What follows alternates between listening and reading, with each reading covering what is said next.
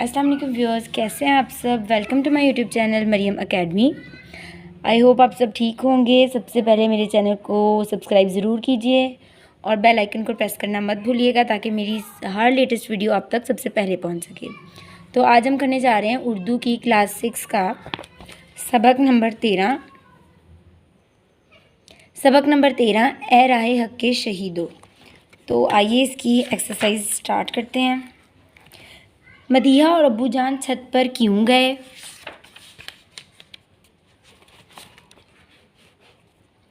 दिन भर सूरज आग का बगोला बनकर तपश बखेरता रहा और शाम को बंद कमरों में हब्स पैदा हो गया था।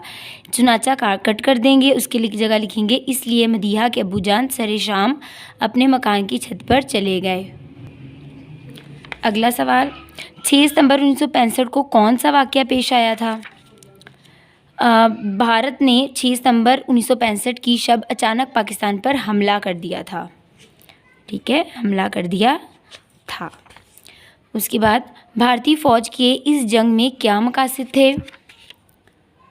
इसका जवाब होगा पाकिस्तान का वजूद उसे एक आंख नहीं भाता था और वो इसे सफ़ा हस्ती से मिटाना चाहता था। यौम दिफा मनाने का क्या मकसद है? 6 सितंबर को पाकिस्तान फ़ौज और हमारी अवाम ने भारत के ख़िलाफ़ अपनी आज़ादी और कौमी वक़ार का दिफ़ा किया था। ये दिन इन शहीदों और गाज़ियों को सलाम पेश करने के लिए मनाया जाता है जिनकी वजह से हम आज तक रातों को सुकून की नींद सोते हैं। यहाँ पर हम का दिन है कट करके के लिए मनाया जाता है लिख देंगे। उसके बाद सवाल नंबर 5, भारतीय फ़ौज को इस जंग में क्या नुकसान उठाना पड़ा? इस जंग में भारत के तकरीबन 9,500 फ़ौजी मारे गए और तकरीबन 140 तैयारे तबाह हुए। तो उसके बाद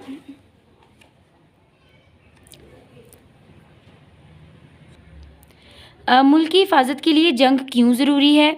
जंग के ज़रिए दुश्मन को ये पैगाम दिया जा सकता है कि हम अपने दिफा से गाफिल हरगिज़ नहीं और मुल्क की हिफाजत कर सकते हैं। आइए खाली जगह पुर करे देखते हैं। हम हर साल 6 सितंबर के दिन को एक फ़ौजी त्यौहार के तौर पर मनाते हैं। जंग अज़ीम दोम के बाद चौंडा के मुकाम पर टैंकों की सबसे बड़ी लड़ाई हुई। 1965 की जंग में भारतीय फ़ौज के तकरीबन 140 तैयारे तबाह हुए। शाम को बंद कमरों में हब्स पैदा हो गया था। आगे देखें। भारतीय फ़ौज के जर्नलों ने लाहौर के जिम खाना क्लब में मुतवक्का फ़तह के जश्न को मनाने का ऐलान भी कर दिया था। उसके बाद जो टिक होगा उसके सामने हम स्माइली वाली इमोजी बनाएंगे खुश वाली, और जो क्रॉस होगा उसके सामने हम ये उदास वाली इमोजी बनाएंगे। अब्बू जान सरे शाम पार्क की सैर के लिए गए, जी नहीं तो सैड फेस उदास चेहरा। भारत शुरू से ही पाकिस्तान के वजूद के ख़िलाफ़ था, जी हाँ खुश। 1965 की जंग 15 रोज़ जारी रही, जी नहीं क्योंकि वो 17 रोज़ तक जारी रही थी। भारत ने 6 सितंबर 1965 की शब अचानक पाकिस्तान पर हमला किया, जी हाँ खुश चेहरा। अभी तक गर्मी का ज़ोर ना टूटा था मुल्तान में। अब्बू जान सरे शाम चले गए छत पर। हम यौम दिफा मनाते हैं 6 सितंबर को। भारत ने पाकिस्तान पर अचानक हमला किया रात के वक्त। 1965 की जंग के वक्त पाकिस्तान के सदर थे मोहम्मद अयूब खान। शुरू से ही पाकिस्तान के वजूद के ख़िलाफ़ था भारत। नेक्स्ट, जंग अज़ीम दोम के बाद टैंकों की दूसरी बड़ी जंग हुई चौंडा के मुकाम पर। 1965 की जंग में भारतीय फ़ौज के तैयारे तबाह हुए तकरीबन 140। 1965 की जंग में भारतीय फ़ौजी मारे गए तकरीबन 9,500। वाघा बॉर्डर पर भारतीय और शुजाअत की नई दास्तान रकम की मेजर शफकत बलोच और मेजर अजीज़ शहीद भट्टी ने। उसके बाद से निकले बाद ये पैराग्राफ हम रीड करेंगे। हर खासो आम को इतला दी जाती है कि 1 मई को पूरे मुल्क में यौम मज़दूरा मनाया जाएगा। हुकूमत पाकिस्तान ने इस दिन आम तातील का ऐलान किया है, लिहाजा इस रोज़ मार्केटें और दुकानें बंद रहेंगी। मनजानिब chairman market committee, model town Lahore. पहला सवाल, यौम मज़दूरा किस रोज़ मनाने का ऐलान किया गया? 1 मई को। हुकूमत पाकिस्तान ने किस बात का ऐलान किया? हुकूमत पाकिस्तान ने 1 मई को आम तातील का ऐलान किया। मार्केट और दुकानें बंद रखने के लिए कहा गया या खुली रखने के लिए? बंद रखने का। इसके बाद आगे देखें।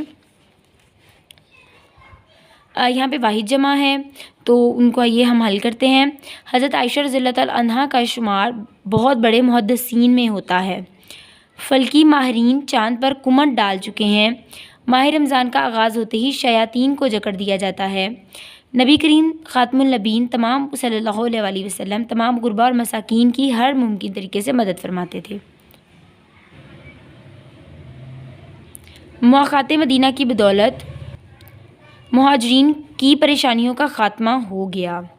اس کے بعد یہاں پہ کچھ محاورے دیے ہوئے ہیں جن کو ہم نے جن کا مفہوم بھی لکھنا ہے اور ان کے جملے بھی بنانے ہیں، تو آئیے یہ دیکھیں۔